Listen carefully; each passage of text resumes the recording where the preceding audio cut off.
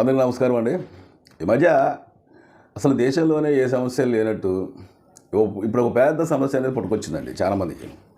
ఈ మధ్య మనం ఒకసారి చూసినట్లయితే కుక్కలపైన ప్రేమ. సుప్రీంకోర్టు ఈ మధ్య ఒక తీర్పు ఇచ్చిందండి.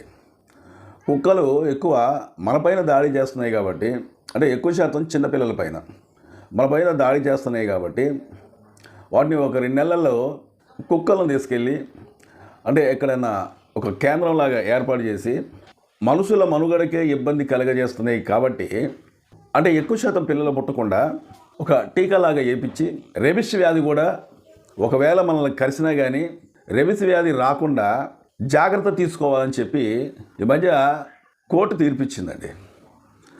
అసలు నా వరకు నేనేమంటున్నానంటే, ఇసంటి తీర్పు ఎప్పుడు వస్తుందా అని చెప్పి నేను చాలాలు ఎదురు చూశాను.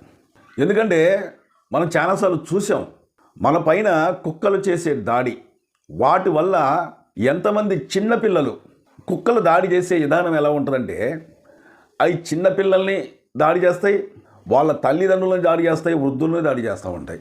ఎందుకంటే వాళ్ళు చిన్నపిల్లల, పెద్దోళ్ళ, వృద్ధుల ఎవరా అనేది వాటికి అనవసరం.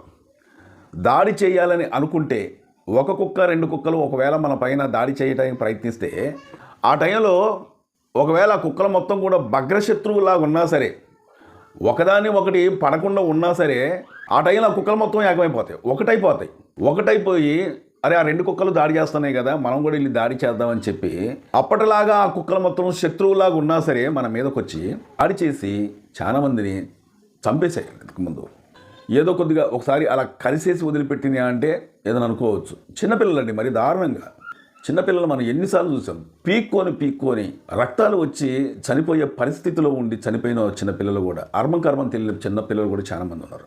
మనకు తెలుసు, మనం చూసాం చాలా టీవీలలో, ఛానళ్ళల్లో. అయితే ఇట్లాంటి పరిస్థితి అనేది ఇక ముందు జరగకూడదన్న ఉద్దేశంతో కోర్టు మంచి తీర్పు ఇచ్చిందండి. అయితే ఈ మధ్య సినీ యాక్టర్ సదా గారు ఆమె ముందాలకు వచ్చి బోరున ఏడుస్తూ, అదేంటి కుక్కలకి మనుషుల్లాగా జీవించే హక్కు లేదా, వాటిని అలా తీసుకెళ్ళి బంధించడం ఏంటి, మనుషులు మనం ఎలా తిరుగుతానో వాటికి తిరిగే హక్కు ఉంది కదా, వాటిని స్వేచ్ఛగా వదిలేయచ్చు కదా, కుక్కల్ని ఆ విధంగా చేయటం పాపం కదా, అలా చేయకూడదు అని ఆమె ఈ మధ్య మనం మాట్లాడుతూ ఉంటే మనం చూసాం. నాకు ఒకటి అనిపించింది, సదాగారే కాదు చాలామంది కూడా ఉద్యమాలు చేసే విధంగా కోర్టు అలా తీర్పు ఇవ్వటం ఏంటి, ఇది రాంగ్ తీర్పు, ఇలా ఇవ్వకూడదు అని చెప్పి చాలామంది ఈ మధ్యలో జంతు ప్రేమికులట వచ్చారు. మరి నేను ఒక ప్రశ్న అడుగుతున్నా, జంతు ప్రేమికులు అన్నప్పుడు ఎక్కడైతే కుక్కలైతే ఉన్నాయో, మరి మీరు జంతు ప్రేమికులు కాబట్టి ఈ కుక్కలు మొత్తం తీసుకెళ్ళి మనిషికి ఒక 50 కుక్కలు 60 కుక్కలు మరి మీరు పెంచుకోవచ్చుగా, మరి మీరు ఎందుకు పెంచుకోరు? అంటే ఇక్కడ కోర్టు తీర్పిచ్చింది వాటిని చంపేయమని కాదు, పిల్లలు పుట్టకుండా, కుక్కలకి ఎక్కువ పిల్లలు పుట్టకుండా కుటుంబ నియంత్రణ చేయాలని. అంతేకాకుండా ఈ కుక్కలకి ఒక సెటర్లే ఏర్పాటు చేసి వాటి సంరక్షణ మొత్తం అక్కడ చూడాలని, కుక్కల ద్వారా మనకు వచ్చే రెబిస్ వ్యాధి, ఆ వ్యాధి అనేది మనకు రాకుండా వాటికి టీకాలేమన్నది. ఇక్కడ ఏదో కొంపలేదో మునిగిపోతున్నట్టు, కుక్కలేదో ఉన్న కుక్కలు మొత్తం చంపేస్తున్నట్టు వీళ్ళు ఎందుకని ఈ విధంగా రభస చేస్తున్నారో నాకేం అర్థం కావట్లే. మరి ఇన్ని రోజుల దాకా మీరు ఏం చేశారండి నాకు తెలియగలుగుతున్నా.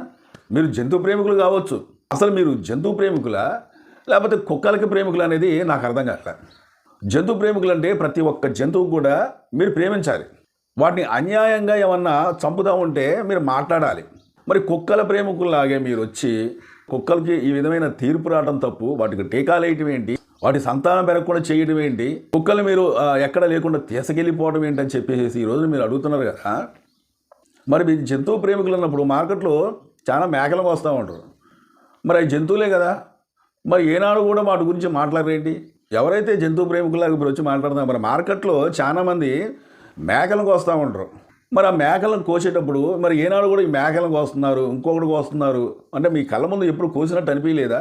మరి వాటి గురించి ఎందుకు మాట్లాడలేదు ఇన్ని రోజులాగా మీరు? మరి జంతు ప్రేమికులు ఇప్పుడు కుక్కల్ని ఎందుకు ఈ విధంగా చేస్తున్నారని చెప్పి మాట్లాడుతున్నారు కదా. ఇంకా మేక ఎవరి మీద దాడి చేయదు, ఎవరిని చంపినట్టుగా కూడా ఇంతవరకు నేను ఎక్కడ వినలే. మరి కుక్కలు మనుషుల ప్రాణాలు తీస్తున్నాయి. కుక్కల వల్ల చాలా చిన్న వయసులో ఉన్న పిల్లలు చనిపోతున్నారు, గాయపడుతున్నారు. మరి మేకల్ని వాటిని వీటిని కోస్తూ ఉంటే అవి జంతువులు కాదా? వాటి గురించి మీరు ఎందుకని ఇంతవరకు మీరు అడగలేదు? అంటే కుక్కలొక్కటే జంతువా? కుక్కల్ని ఇంకా చంపమని చెప్పలే, వాటిని సంరక్షించండి అని చెప్పి కోర్టు తీర్పిచ్చింది.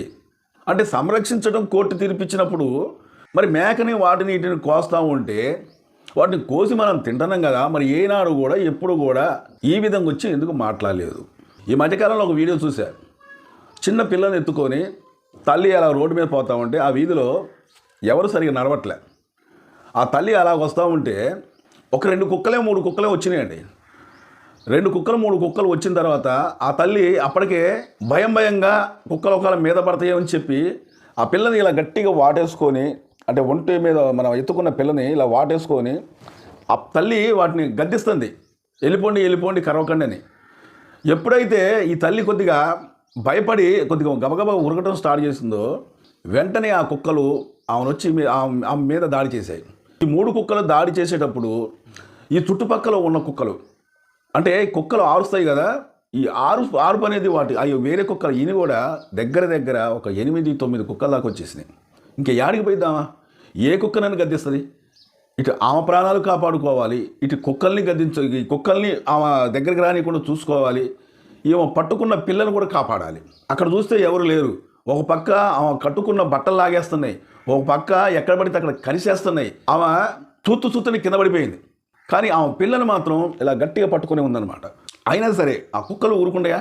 ఒక కుక్కకి 2 కుక్కల కంటే ఏదైనా సమాధానం చెప్పొచ్చు. వాటికి ఆయుధం ఏంటంటే వాటి పళ్ళు. ఆ పళ్ళతోని కరిచేస్తూ తల్లిని కరిచేస్తున్నాయి, ఇటు పిల్లని కరిచేస్తున్నాయి. ఆమె ఆర్తనాదాలు చేస్తుంది. ఎందుకంటే ముందర ఆమె ప్రాణాల కన్నా ఆమె బిడ్డ ప్రాణాలు కాపాడాలని చాలాసేపు దాడి చేసిన తర్వాత ఎవరో గబగబ వచ్చి ఆమెను ఆ కుక్కల్ని గద్దించిన తర్వాత ఒక కుక్క తర్వాత ఒక కుక్క తర్వాత ఒక కుక్క వెళ్ళిపోయింది. కానీ ఈ లోపుగా ఆమె కన్నబిడ్డ చనిపోయింది. ఇలాగ మనం ఎన్నో దాడులు చేయడం చూసాం. ఎంతోమంది చంటి పిల్లల ప్రాణాలు పోతా ఉంటే మనం చూసాం. ఇప్పటికి కూడా మనం అక్కడక్కడ దాడులు అనేది జరుగుతూ ఉంటే మనకు స్టేటస్లో వస్తూ ఉంటాయి, వాట్సాప్లో వస్తూ ఉంటాయి, గ్రూపులో చూస్తూ ఉంటాం. ఇలాగ ఎన్నో వీడియోలు చూసాం. కానీ ఏం చేయగలమని నాకు తెలియగలుగుతున్నా. కానీ ఒక కుక్క 2 కుక్కలంటే ఏదో అనుకోవచ్చు. ఏకంగా అప్పటికప్పుడే ఈ శత్రువులాగా ఉన్నా ఎప్పుడైతే మనుషుల మీద దాడి చేయాలనుకుంటాయో అప్పుడు ఈ శత్రువులు మొత్తం కూడా మిత్రులైపోయి ఎంబడి మన మీద దాడి చేయడానికి ప్రయత్నిస్తూ ఉంటాయి. మరి చాలామంది చంటి పిల్లలు చనిపోయినప్పుడు ఈ సదాగారు ఏం చేశారు? ఒక్కసారైనా మాట్లాడారా? అయ్యో చంటి పిల్లల్ని అన్యాయంగా కుక్కలు దాడి చేసి చంపేశాయి, వాళ్ళ కన్న తల్లిదండ్రులు ఎంత బాధపడుతున్నారు, మన కుటుంబ సభ్యుల్ని ఎవరినైనా కలిసి చంపేసినట్లయితే మనకెంత బాధ కలిగిద్దని చెప్పి ఏనాడన్నా ఈ సదాగారు వచ్చి మాట్లాడారా? జంతు ప్రేమికులు వచ్చి మాట్లాడారా? అసలు దేశంలో ఏ సమస్య లేనట్టు, ఈ ఒక్క సమస్య పుట్టుకొచ్చినట్టు, మరి ఇప్పుడు కుక్కల సమస్యగా మనకు మారుతున్నాయి కాబట్టే కదా ఈ కుక్కల్ని తీసుకెళ్ళిపోమనేది. వాటిని ఏదో చంపేయమన్నట్టుగా మీరు ఈ రోజున ఇంత రాద్ధాంతం చేస్తూ ఉంటే చాలామంది చంటి పిల్లలు, తల్లులు, తండ్రులు, వృద్ధులు, వృద్ధాప్యంలో ఉన్నవాళ్ళు, యువకులు ఎంతోమంది ఈ కుక్కలు వచ్చి దాడి చేసి చంపేసేటప్పుడు మీరు ఏం చేశారు? ఏనాడన్నా మనుషులకు సానుభూతి చూపించారా? అసలు మీరు కుక్కలకు సానుభూతి చూపించేవాళ్ళ లేకపోతే మనుషులకు సానుభూతి చూపించేవాళ్ళ? ఇంతమంది చనిపోయినా కానీ ఒక్కసారైనా కానీ సానుభూతి చూపించిన వాళ్ళు ఈ రోజున కుక్కల్ని ఈ విధంగా చేస్తారా? ఇది ధర్మమేనా, ఇది న్యాయమేనా అని మాట్లాడుతూ ఉంటే చాలా ఆశ్చర్యం అనిపిస్తుంది కదండి. నాకు తెలియగలుగుతున్నా, కుక్కల్ని వాస్తవంగా అయితే మాత్రం చంపమని చెప్పలే. వాటికి ఒక సెటర్ ఒకటి ఏర్పాటు చేసి, అంటే వీధి కుక్కల్ని మనుషులపైన దాడి చేస్తున్నాయి కాబట్టి వాటికి ఒక సెటర్ అనేది ఏర్పాటు చేసి, అంటే ఒక కేంద్రంలాగా వాటికి అక్కడ సంరక్షిస్తూ వాటికి టీకాలు వేస్తూ ఎక్కువ పిల్లలు పుట్టకుండా పిల్లల నియంత్రణ చేపిస్తూ ఉండాలని చెప్పి కోర్టు తీర్పిస్తే మీరు ఇదేదో వేరే విధంగా ఊహించుకొని ఇలా మాట్లాడటం అనేది చాలా ఆశ్చర్యం అనిపిస్తుంది. అసలు పిల్లలు పుట్టకుండా నియంత్రణ అనేది మనమే చేపించుకుంటున్నాం, మనుషులమే చేపించుకుంటున్నాం కదా.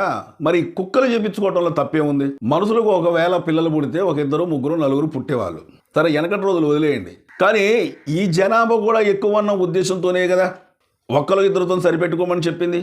మరి కుక్కలు పుడితే 8 నుంచి 10 కుక్కల్లాగా పుడతా ఉంటాయి, 10 పిల్లల్లాగా పుడతా ఉంటాయి. అంటే ఇవి ఇలాగే కనుక్కుంటూ పోతే ప్రపంచంలో మనుషులు ఎంతమంది అయితే ఉన్నారో వాళ్ళకన్నా ఎక్కువైపోతాయి అన్నమాట.